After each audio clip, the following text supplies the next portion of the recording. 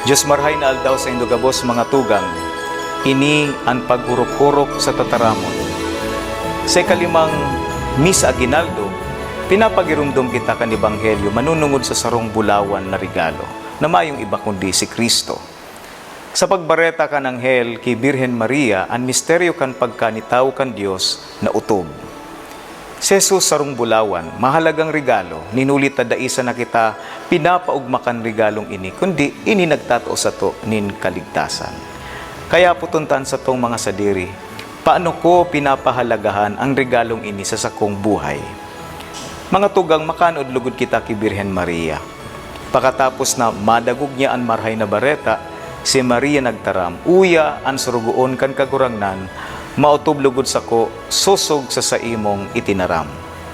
Makanulod kita kay Birhen Maria, na inako niya ang katungdan, na pahalagahan ang regalong ini.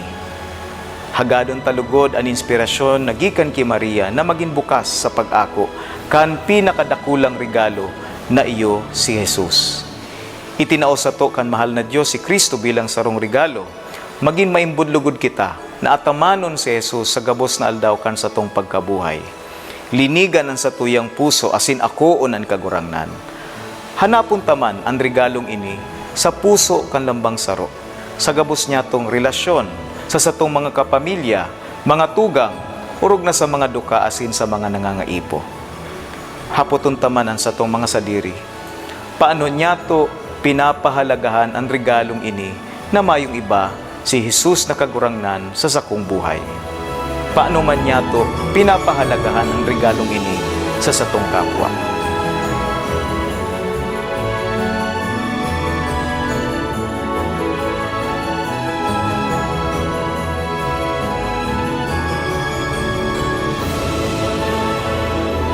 Mga tugang, na paggurop-uropan niya to ang tataramon. Ang tataramon, padagos na hinanyugunta, isabuhay ta, ipasa ta.